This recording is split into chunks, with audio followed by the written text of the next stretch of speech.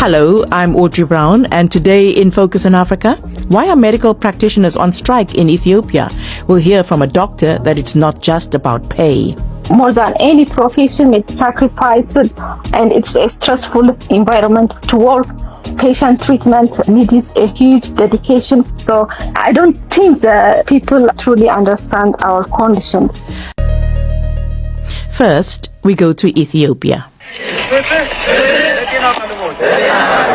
They're chanting justice for healthcare workers, and it's echoing through hospital corridors and the city streets of Ethiopia. Health professionals are warning that they will continue their strike if the government doesn't respond to their demands for better pay, fair treatment, and safer working conditions. This nationwide campaign is gaining momentum, and the doctors say their patience is running out. I've been speaking to Mahlet Gush Gebreweld, an anatomic pathologist who has had to work outside of Ethiopia due to bureaucracy, bad working conditions, and even worse pay. But before we hear from Mahlet, let's listen to some of the other doctors who are on strike as well. Currently, why we're striking is due to the working conditions that we are facing, which begins with a salary that is not commensurate with the level of risk that we take and the complexity of managing patients within our healthcare system. Currently, the way I see the government's handling of the strike is at once heavy-handed with harassment of healthcare workers throughout the country, as well as arrests.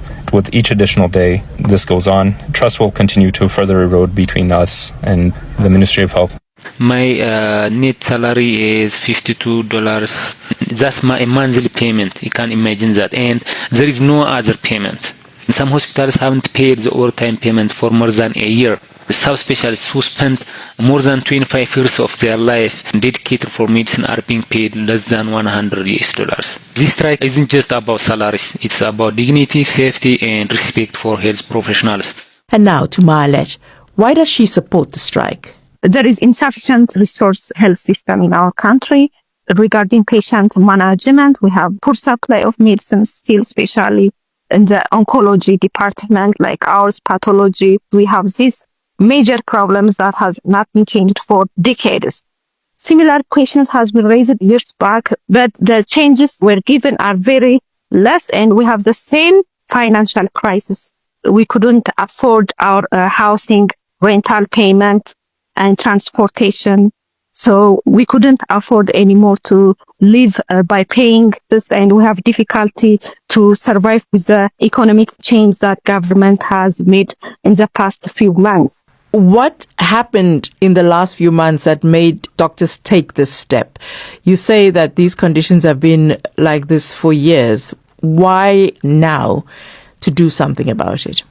Spontaneous occurrence. There is no exact association or press that's given and that make us emotional and do this movement. But like as I told you, in the past 8 months or maybe more, there is huge difference in the market. You know, everything has increased in the country, but our wage, our salary is still the same.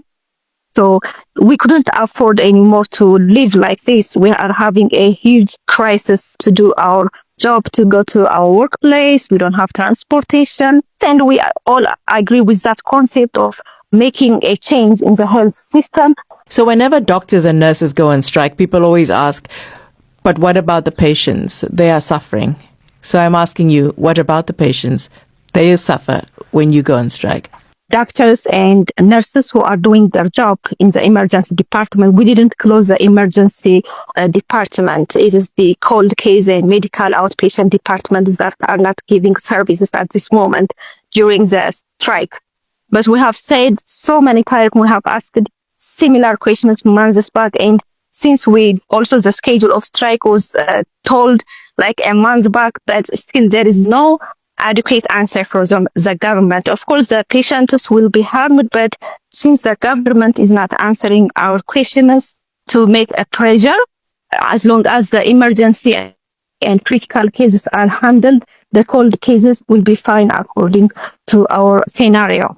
It seems like you're saying, well, the government hasn't answered adequately. We need more money, better pay, etc. The patients are going to have to suffer till that happens. with the system, already the patients are being harmed. We have a poor supply of medicine and systems to the patients. I can give you from my practice, we have a lot of cancer patients. For years, there is no change in the treatment supply of cancer patients. So patients wait for a year or more to get the treatment. So already the system is killing and harming the patients. We need to confirm we will get an answer. The system is already killing suffering patients at the same time. Unless I try to solve that problem by taking a risk, as long as I see there is no change that's coming. So until we see a change, we will continue the movement. What do people say about the doctors on strike in Ethiopia? Do they support the doctors? Somehow they support. They know we have a low salary. They are understanding we have a difficulty with that system, and they ask us what's going on and so on. But at the same time, I don't think they understand the consequence of a broken system. If we continue like this, the government doesn't change the system, the consequence of our actions, like if doctors change their profession or if doctors leave the country, they don't truly understand this problem. So we have more than any profession made sacrifice, and it's a stressful environment to work. Patient treatment needs a huge dedication, focus. So I don't think the people truly understand our condition.